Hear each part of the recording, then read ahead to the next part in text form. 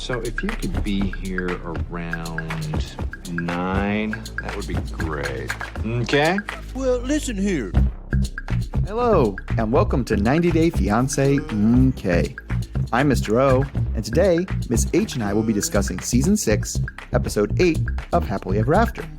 In this episode, Angela gets hypnotized to stop smoking, Brandon and Julia get closer to moving out, Kalani and Asuelu talk a lot about sex toys, Libby tries to make amends with Becky, Tiffany makes plans for a South African Christmas trip, and Natalie is all done talking to Trish. We'll be back again next week to talk about Episode 9. And if you like what you hear, next week our Love After Lockup channel will be coming back talking about the first episode of Season 4 on there. Okay, thanks for listening, stay safe, and enjoy. Hello,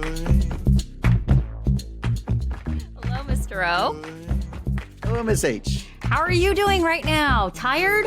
Oh, I'm so busy. I am working, like we said this last time, we were doing it, 17 straight days working. Now it's 18 straight days because I got another job for the Friday we have off. Lovely. So, yeah. And it's just, long days, long time.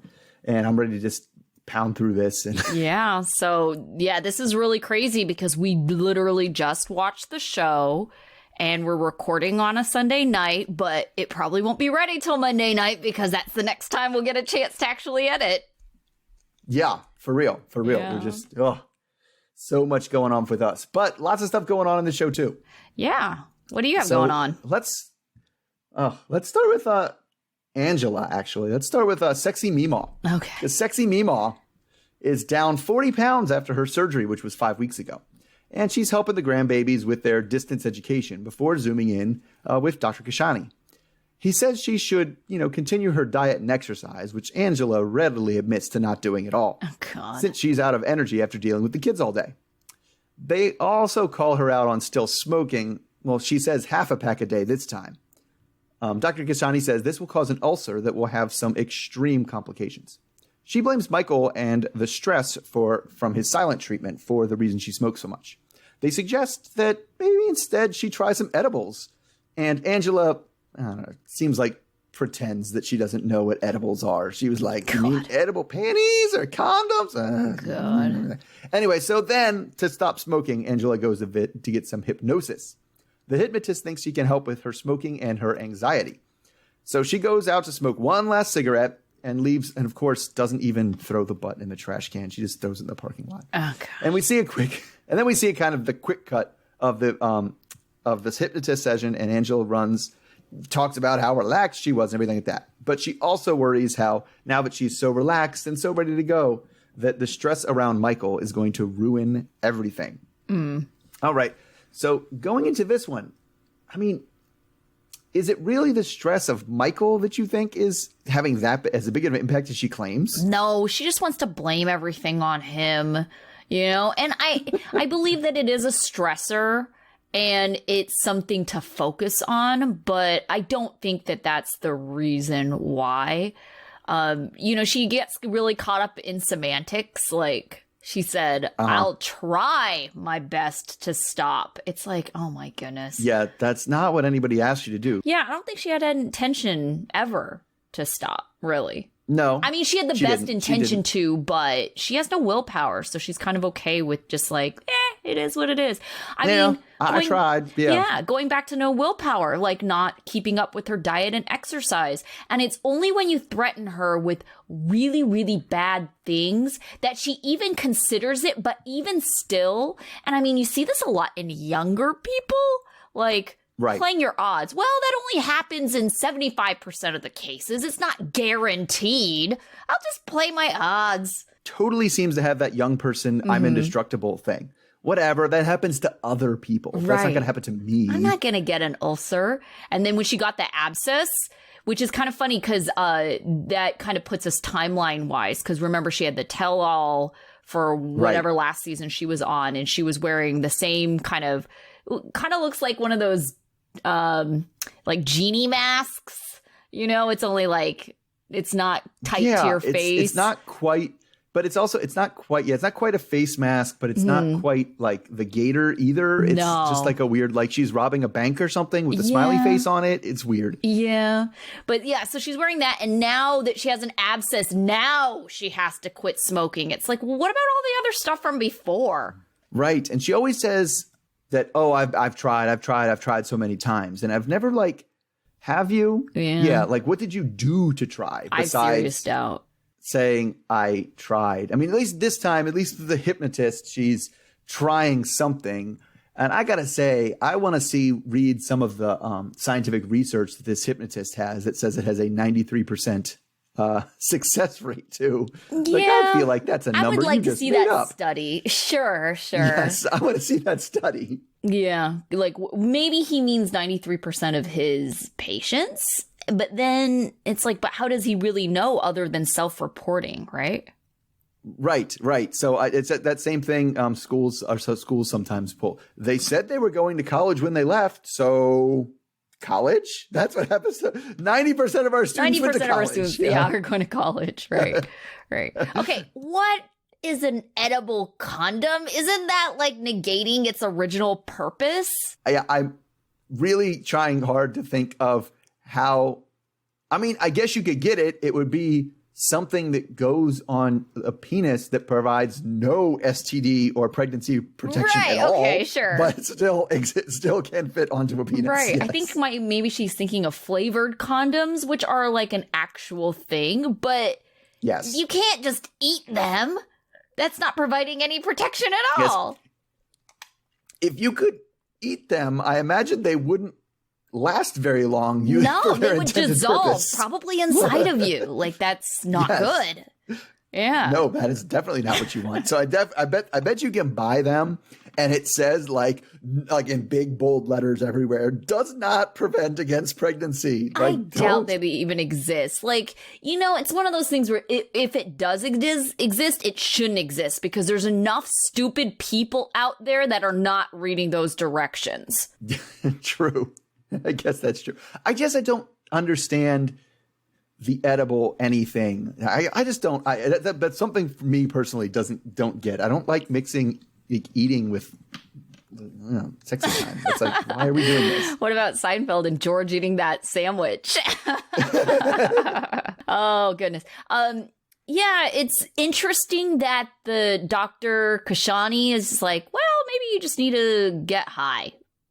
Like that's gonna relieve your stress. He was just like, listen, if you're gonna manage your stress using some kind of drug, I would rather it be a pot brownie than a cigarette. Like, as far as he's concerned, that's gonna be better, gentler on her stomach, basically, and that's what he's concerned about. But it's tricky too because they're in California where they're just like, just go get an edible. Like, what's the problem? Just go and she's in Georgia where I'm pretty sure. Actually, I did look it up. They don't even have medical marijuana. Yeah. Like, if she wants to use like CBD oil, she can get that, but that's it.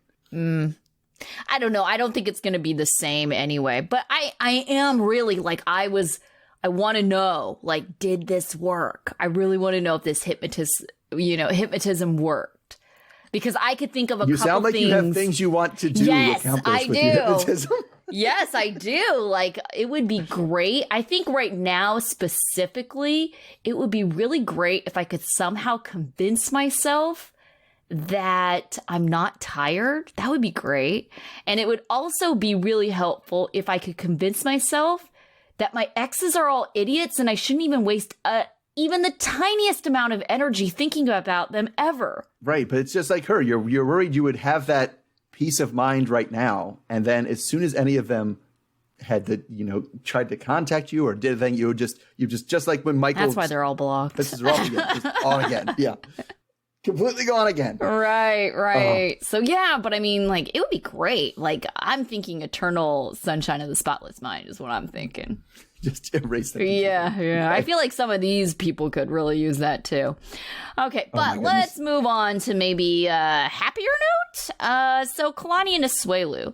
So Kalani and Asuelu are rapping about their trip to the only sex shop in St. George without the babies.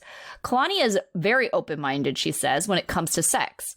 Asuelu is intimidated by the big dicks, but he's interested because sex stores just don't exist in Samoa. Asuelu wants vibrating toys that will bring the clam out so he can eat it. So they pick up a cock ring, a vibrator, and a whip for the booty. Asuelu tells Kalani that sometimes it's nice just to cuddle, but Kalani thinks that it's, he says that, but it just always turns into sex. Kalani thinks that having a healthy sex life is good for their relationship, but she doesn't want to forget that they still need to communicate. Later, the whole family piles in the car for their weekend getaway. Kalani's in the back seat, wedged between the two babies, while Asuelu and Karen, Kalani's mom, are in the front seat. Karen is getting kind of uncomfortable with all the sexy talk in the car. They drive to a set of cabins in the middle of nowhere, and Kalani is a little disappointed that it's not a resort because how are they going to have sex in a bunk bed? Kalani wishes Asuelu would finally learn what romantic is, but then is pleasantly surprised when she finally sees their cabin with rose petals on the floor and no bunk bed. They both start drinking shots of whiskey, which Asuelu seems to think makes your donut longer and your sausage harder. I was confused what the donut We're part gonna have to was. talk about it. Yeah, but he keeps on referring to donut and sausage, and I'm just very confused. Yes, very much. Yes. So, and then they kick out production so they can work on their relationship. The morning after, Asuelu says that was the best night of his life as he imitates the noises Kalani was making. Kalani thinks they should stare at each other for 2 minutes to strengthen their relationship. Asuelu compares her eyes to a pussycat and a cow, which he trusts. They do another communication exercise where it comes out that Asuelu thinks that Kalani thinks he's stupid and Asuelu just wants more sex. All right, so it seemed like this was a positive step in their relationship. Do you think that Asuelu nailed romance? Nailed it, not quite. I think he would have nailed it for a different person. But not, he didn't quite hit what Kalani was looking for. But it definitely would have worked on somebody, not worked on, but you know what I'm saying? It was a romantic weekend for somebody that was close to, but not actually Kalani. Because she just bitched about it the whole time. Yeah, but what choices do you have? You're in Utah, and it seems like Utah... Like, Rich, you're not loaded. What are you going to do? Yeah. Right. Well, yeah. I mean, lots of people vacation in Utah in the winter. That's a different story. But he wouldn't want a vacation in Utah in the winter. He doesn't want to go to a ski resort or anything he's not like trying that. to do that. Yeah. He wants it to be warm. And okay, so my understanding, it was called the Zion Ponderosa or something. Oh, I had Zion's thought it was nice. Near Zion, right? Zion's awesome. Zion's very nice. And so it was I don't know, I feel like they undersold it in terms of no, that's actually a place people go to, unless I was wrong and it's some weird Christian resort nowhere near Zion that they still called Zion. No, I think also though is that's probably just not her scene. You could tell she does not like the smell of being out on a ranch, with the horses and whatever. And I'm sure it didn't just smell like that near the horses. I'm sure there was kind of just a general ranch smell, and she's probably very turned off by that as well. And it's just, she's a California girl. It's just not her scene. Yeah, I mean, I really felt it when she came to the smell thing. 'Cause that's something that always frustrates me as a person with a very, very non-existent smell. I know. non-existent sense of smell. It really frustrates me when people are oh, I can't go over there. It smells. I'm shut up and just do it. It doesn't. But you don't relate. I can't make it compute. I don't. Yeah, I can't. I can't ever remember being stopped from doing anything or going anywhere because of a smell. And so it just sounds like grow up and adjust to the smell. And so as someone who is the exact opposite of you, I kind of agree. There's some extent where, it's just okay, you just, this is just how it smells. You just got to deal with it. But then, I get, because there are certain kinds of smells where I smell and I immediately get nauseous, so it's kind of and maybe, not all kinds of, even though I do have a strong sense of smell, it doesn't mean that I feel that way about all smells, but I'm sure some people do. And who knows, maybe she had bad farm experience and the smell of horse poop just makes her immediately nauseous. I don't know. Yeah. Well, she did, because she said it, how I am about smells, not that smell, which is all smells. Okay. So I felt like this entire scene for them was just let's just set up so we can hear Asuelu say weird things about sex. Yes! Like the entire time. Like, and she was so like, ew, you're gross the whole time. Because I think there is some amount of like her being like, you know, is it oppressed, like sexually? You know, repressed, repressed. That's what I was like. It's one of the pressed. Yeah, like she's been repressed sexually. I mean, she said that she didn't have sex until she was 28, which is fine. Like, I'm not saying anything against that, but you know, like as someone who was raised religiously, it was one of those things where, you know, my family wasn't very open talking about sex, you know, so and it just made me uncomfortable because, you know, it was like I was raised that it was kind of a taboo subject.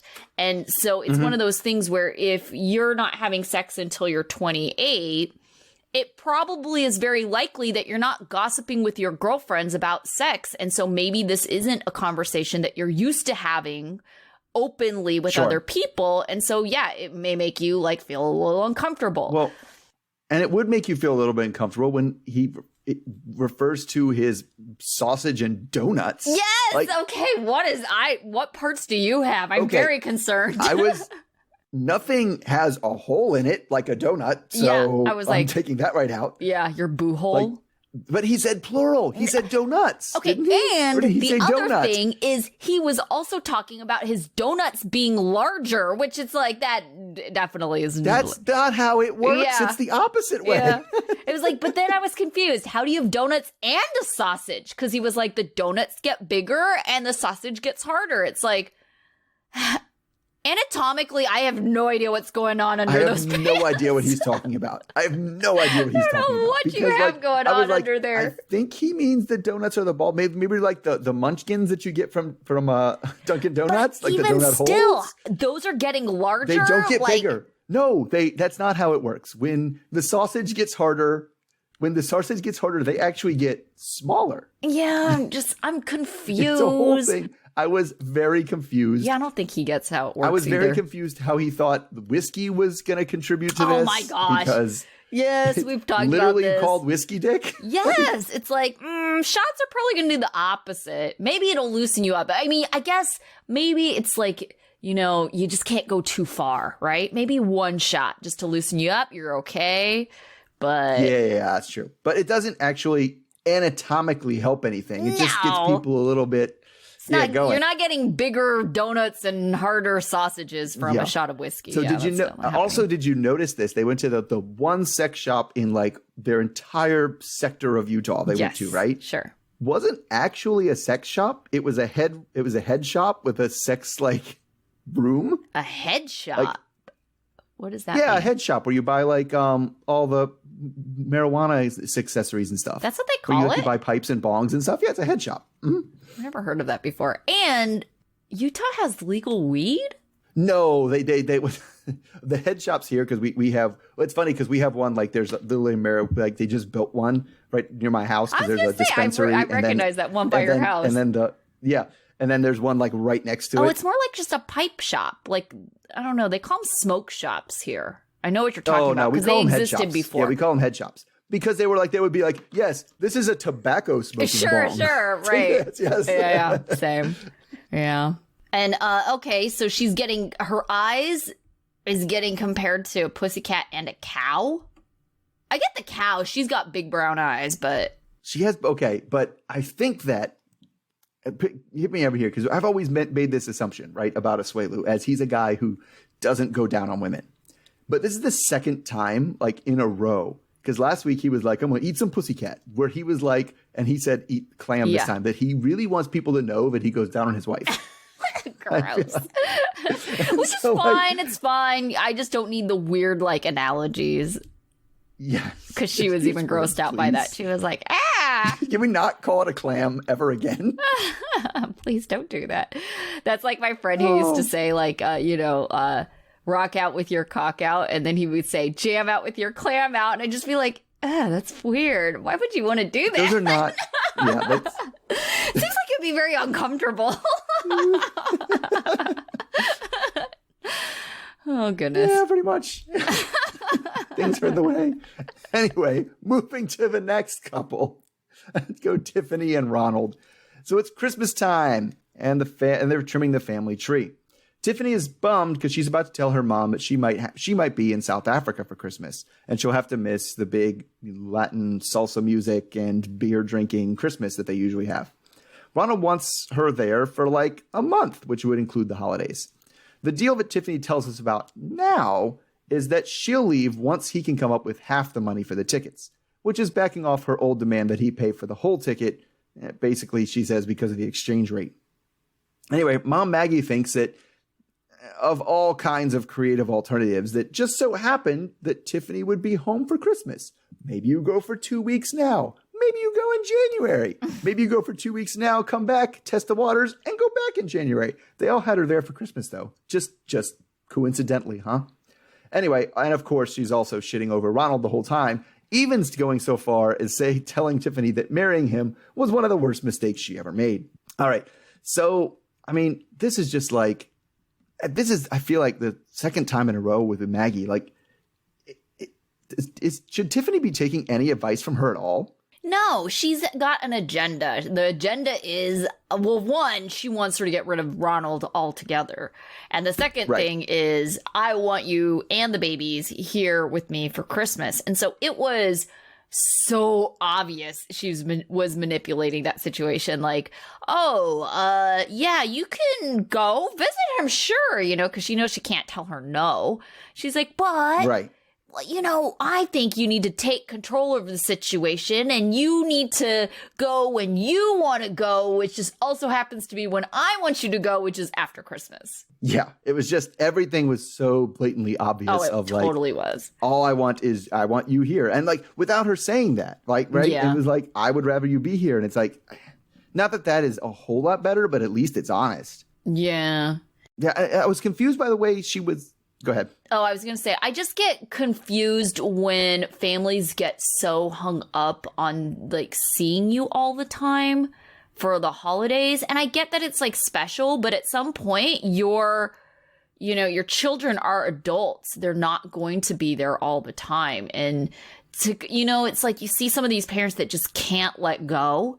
And they're like, no, it's just not the same. You have to be here. It's Christmas. It's a tradition. Yeah, a few of those parents this week. But right, and the thing that bothers me about it is it's similar to my pet peeve of people of all different ethnicities and nationalities saying like, oh, people, our blankety blanks are really loud. It's like, everybody's loud. Everybody gets with their family and it gets loud. And just like this one, well, we're Hispanic, so the Christmas is really important to us. I was like, dude, Christmas is important to everybody. Everyone. Yeah. So true. So it's like, that's kind of, but why do you have to go for Christmas? And like, that was the other thing too, is like, well, why does he want you there for the holiday? Did you really ask why a man wants his family, including his children, to be with him at Christmas? Is that a question you just asked, like, out loud? Because it's like for the same reason why you want to be with your children for Christmas. And I get that. Yeah, but and then it is. Eventually, you have to come to terms with if your child is an adult and they have their own lives, yes, and those their lives own have children. other people, and people. Yeah, so I definitely remember that. Like when my one of my aunts was growing up, she would go over to her mom's house like Christmas Eve, being like, "But why do you do that?" And she was like, "Well, because I always have woken up at my mom's house," and she did it even to the point where she had children, right? And then somebody pointed out to her, was like, "Well, your kids can't say they always woke up at their mom's house anymore." Oh, yeah. Because they woke up at their grandma's house. Right.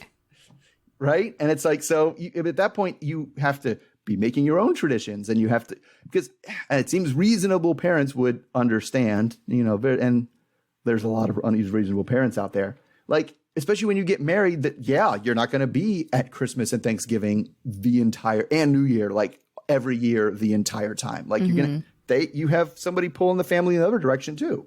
Yeah, definitely. I don't really have to worry about that so much, especially since after my mom told me that she would rather have a me day for Mother's Day. After that, I was you definitely don't have to feel guilty about it anymore. Nope, I have no obligation to spend any holidays with you anymore. Not that I don't want to see them, but, you know, like I don't feel specifically obligated over the holidays. No, it is and there is families where it's like it's really, really hard because you get towards the holidays and it's like there's like 1,000 times you have to see them, everybody, like so many times, like in this 1 month period.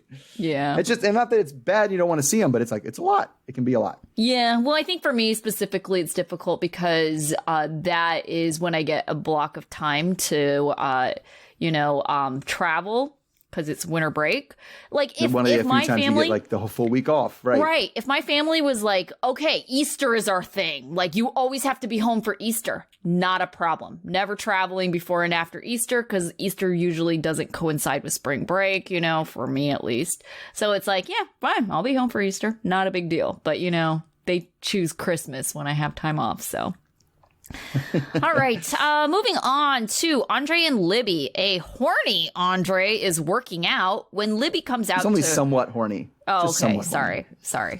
Yeah, a little horny, I guess. When Libby comes out to rehash the boat incident, she's disappointed that it got physical, and she's not sure she could ever forgive Becky. Becky is her best friend, and now Libby's having second thoughts about going to the family reunion. But Andre says that they have to go because he has to get his bro time in with Chuck. Andre thinks that Libby should go talk to Becky to smooth things out without the rest of the family and him around. Libby meets with her sisters to try and work things out because they're still trying to make this RV thing happen. Becky isn't mad at Libby, she just blames Andre for everything. Becky downplays everything that happened on the boat, and she brings up how Andre is causing all these problems. They start arguing again, and Libby accidentally knocks over and breaks a glass, which kind of reminds them of, you know, the glass throwing on the boat. At least no one was hurt this time. Jen says that Becky and Libby both need to kiss and make up because they're hurting their dad in the process.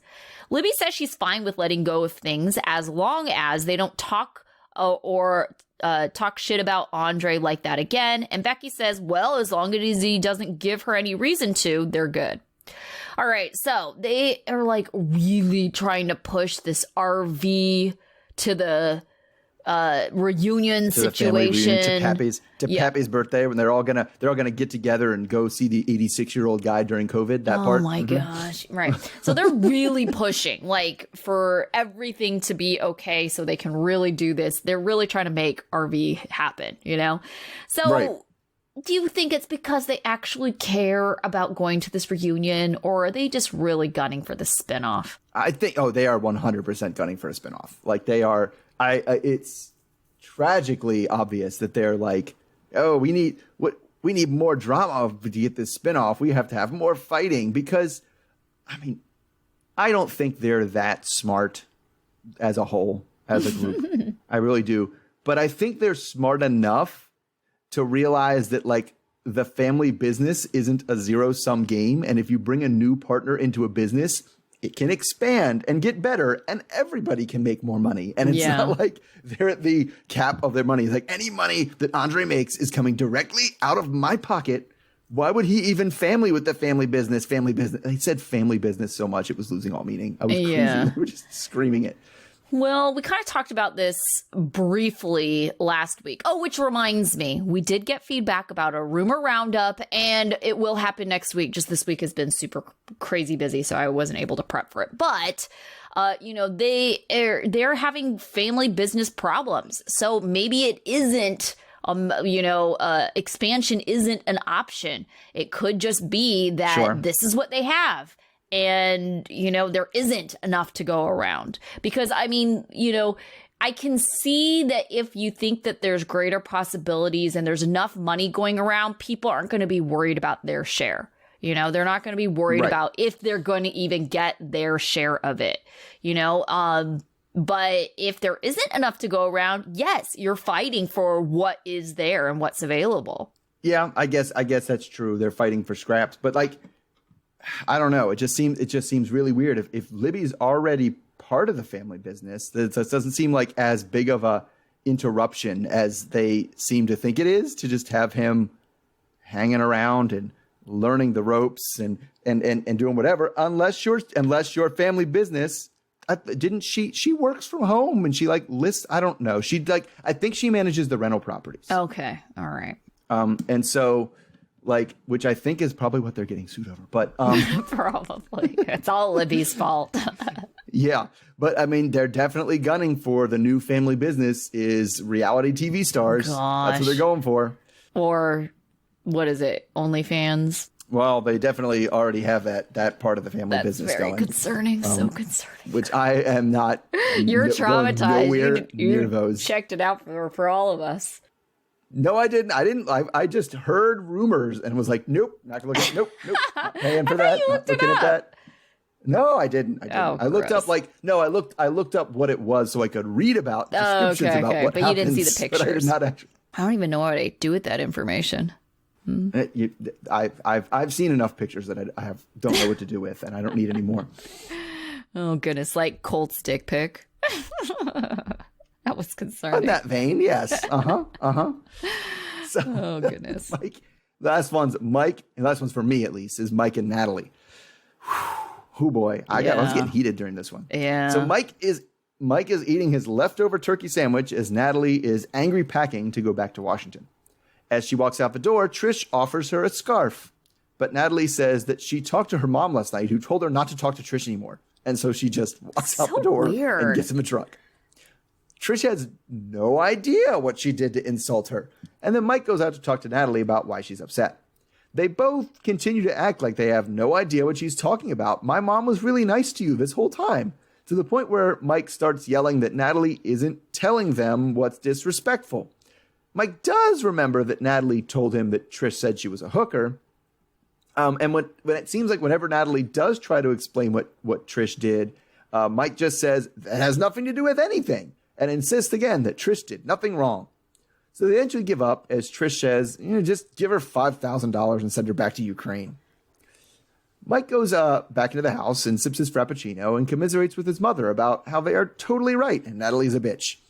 Natalie gives them the silent treatment all the way to the airport, neglecting to tell Trish which airline they're flying. Oh my gosh. As they all as angrily walk through the airport, Natalie stays like 20 feet behind them at all times and says in an interview that it's clear to her that Mike's top priority will always be his mother.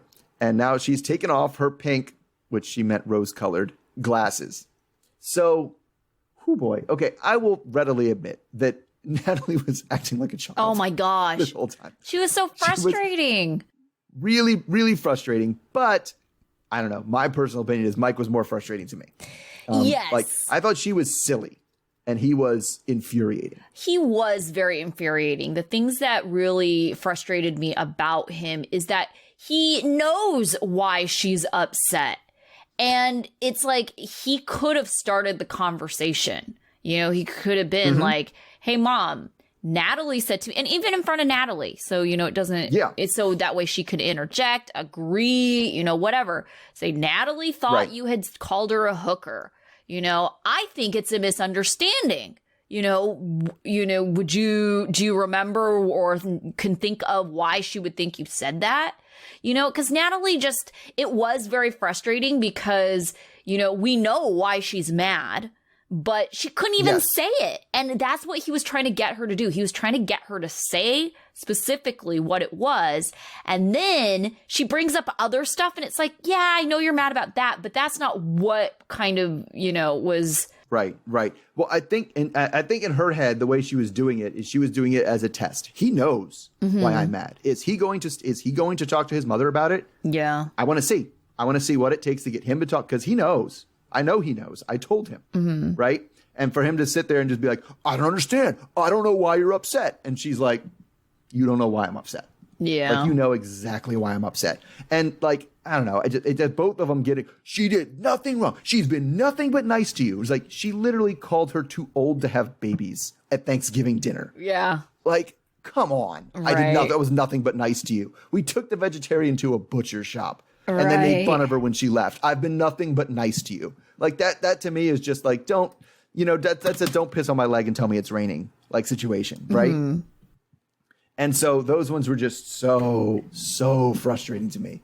Yeah. That said, like, not even telling her which airline you're not even like, it's United. So ridiculous, and then even to like why even bring up your mom? My mom told me not to talk to you. It's like, yeah, you do sound like a child. Like, I told my mom what you did.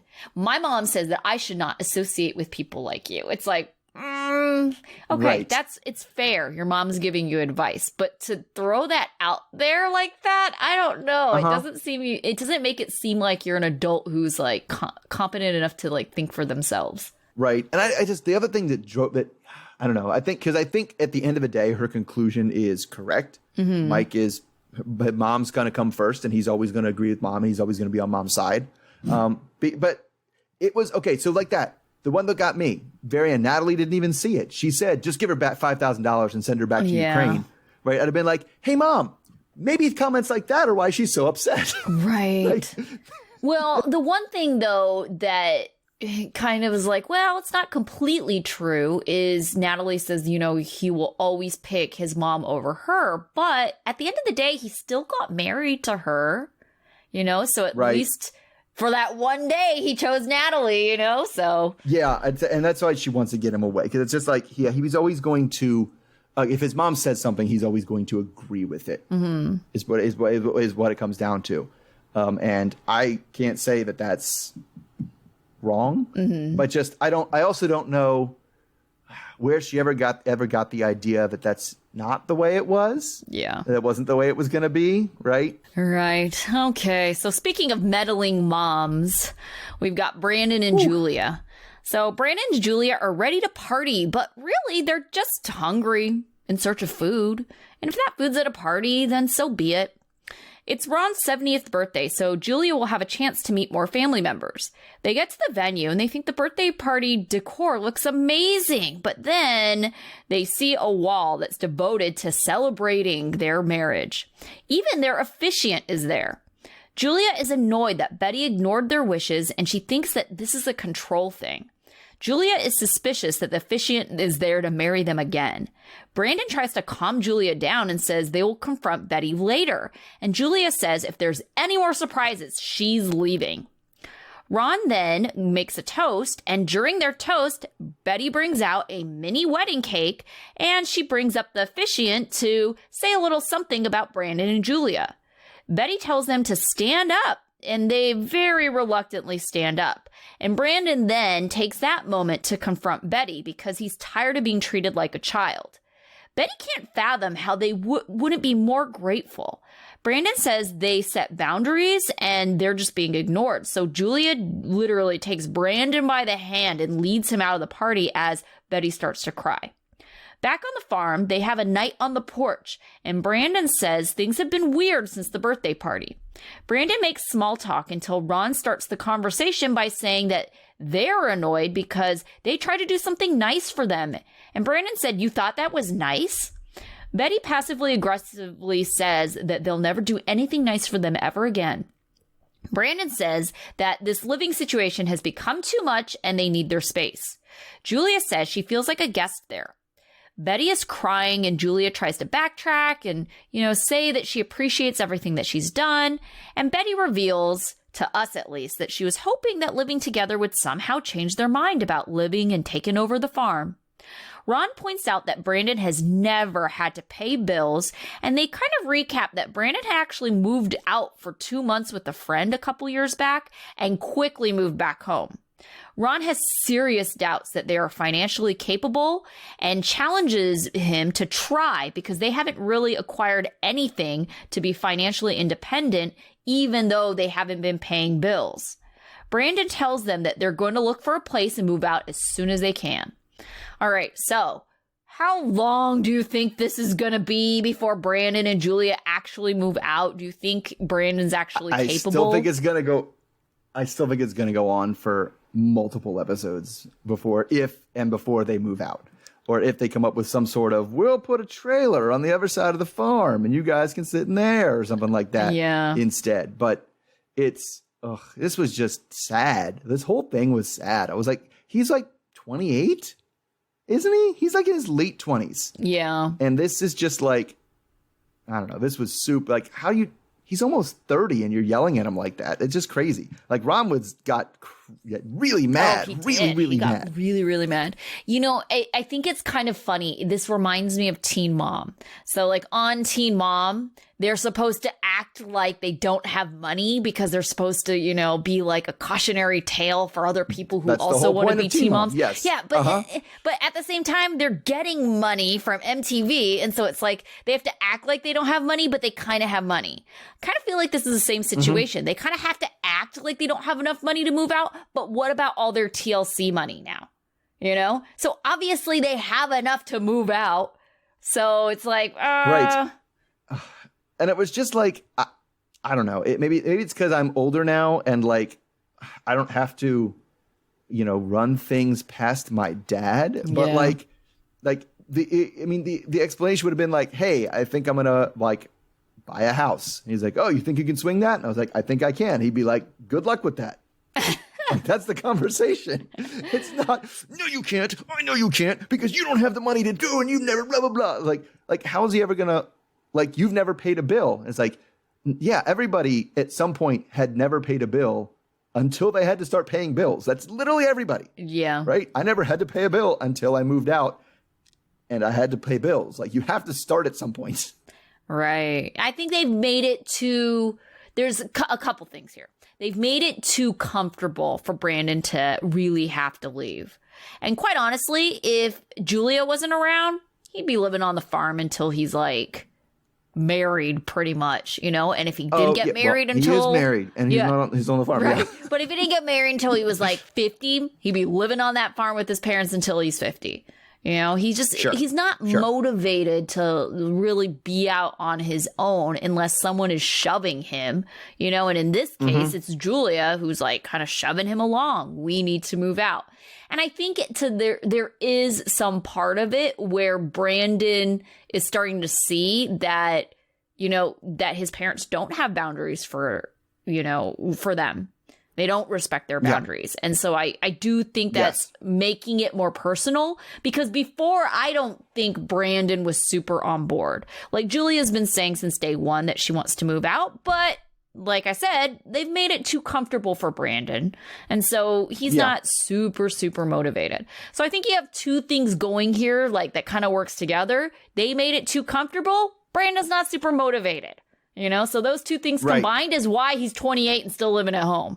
Totally. But it's like, I mean, I definitely think you're right. And I think, I don't know, it's crazy to me that that Betty is like, Julia's trying to take him from us. And it's like, he's just growing up. Yeah. I think like that's just what it is. He moves out. Like they expected him basically to live on that farm until they died is what it sounds like. Right. Which is crazy. And like, why would you want that? Right. But I think it really came down to Brandon, of all the people we've seen, like we've seen other people who say they're easygoing and aren't so easygoing. Brandon's pretty easygoing, right? Yeah. He's like, whatever. If I live here, whatever, it's fine. I'll get a job. I get this. If I have to do farm work, whatever. I don't care, right? Whatever. But I can see him when he gets to this point. It's the like one of the first times maybe ever in his life where he made a very specific request, right? Yeah. Do not do anything for this wedding at that party. Like, it was clear. We know what the request was. I think they had it limited to, you may mention it during the toast one time. Right. Is what they came down to last time. And they get there and the officiant's there and there's decorations and it's like. Balloons, a cake. This isn't about like making me comfortable and things. This is about what you wanted to do and you're going to do what you want to do. Right. Even when I do express my wishes. So I can see why that could be like a clearing of the eyes for Brandon. Like, he's like, oh, maybe she doesn't have my best interest at heart all the time. Because that's kind of what the benefit of the doubt he gave her before was she just wants what's best for me. Yeah. Yeah. Oh, goodness. Oh, that family. They have issues. But so do a lot of families, apparently. Yeah. I just can't get over, like, Ron, like, I'm a dad. And I know it's going to suck when my kids move out. But I want them to move out. Like, I want them to go and have lives of their own. Right. I mean, isn't that the whole goal as a parent is to raise contributing members to society? Yes, you know? I want them to go out and be able to pay their bills by themselves and not bother me about it. And just that's what I want. Right. And that's what I give to my parents. I go and never ask them for money to pay my bills. Right. Okay, so we did not hear from. I'm beginning to think Tim and Melissa are just not on this season at all. I don't know where our sources were for that one, but yes. Until, let's put it this way, we won't mention them again until they actually show up. Okay, let's make a deal. We won't mention them again. Okay, and then Jovi and Yara, we did not hear from them. And it's probably because they didn't film for a few months if Jovi was working. If Jovi was working and they had that hurricane issue that they were worried about, which would have been a couple days, but yeah. Yeah. All right, so who was your student of the week? My student of the week, I went with Brandon. I did too. Actually standing up for himself. Yeah. Standing up for himself. He was very clear. Yes. He did it at the party and he was right. He was right when he was with Julia. He was like, listen, it's bad. This is bad. Yeah, my parents were wrong. Bad. Mm-hmm. I am mad. I am also mad at my mom. However, we cannot make a big scene and kind of throw this party off for these other people who did not know that there was a deal that I don't do. Again, one of those things of if we make a big fuss in front of everybody and walk out and make a holler like that, we're just going to look like the assholes. Nobody's going to know that my parents are really the assholes. Yeah, definitely. I agree. That's also why Brandon was student of the week. I think also because he's actually starting to stand up to his parents. And I know his parents think that it's Julia's influence, but I think it's just giving him more of a reason not to be so complacent, because I think that's what it is before, he's just like, yeah, it's just me. I don't really care. If my mom just kind of does whatever she wants. Yeah, it wasn't what I want, but, just being complacent about it. Yeah, I could see that too. It's definitely the, having it's like an extrinsic reason of wanting something. That's always been his issue. He didn't really want anything. So whatever my mom does is whatever. That's fine. Yeah, sure. I want that too. Sure. Why not? Yeah. Yeah. Yeah, exactly. All right. What about your dunce? I'm with Mike. Okay. Mike with his that whole thing where he just yelled at her. Mm-hmm. And yes, and she didn't say the actual reason she was upset. But he yelled at her, why won't you say it? How was my mom mean to you? And she goes, well, she acts like I'm supposed to take care of you. That has nothing to do with anything. And it's like, well, actually, yeah, it's exactly talking about how the mom was disrespectful. And then to just say, you're being ridiculous. I mean, she was kind of being ridiculous, but. Yeah, she was being ridiculous. And that's why I had her as my dunce. So to round that out, and I'm not going to defend Mike at all because, it's just pretty obvious that, things are not good. And I don't see how they're going to recover from this. And I know that we have talked about this in Rumor Roundup. They were separated for a while. So, but then now I'm hearing they're back together again. So it's just like, no, it's very clear and obvious to everyone involved that you two should not be a couple. They just seem to absolutely hate each other. Yeah. Right? Well, and what is it? What was the phrase, the word they used, what couples have that never make it? I forget what it was. God. They disdain for each other that they have to each other when they talk to each other. They both, they just have no respect for each other. And it's just contempt. Yes. That's it. They have contempt. They obviously have contempt for each other. Yes. Yes. Yeah, definitely. All right. What about your life lesson then? All right. So maybe it's a little bit closer to the praise sandwich, but you got to save your complaints for the vacation that someone else planned, maybe for after vacation, not as soon as you get there to be like, this is crappy. This reminds me of my Mormon thing. I don't like this at all. This is terrible. Just chill out a little bit. If you want him to do better, you need to kind of encourage it and then suggest something maybe a little different. Not this was crap. You should do something else instead.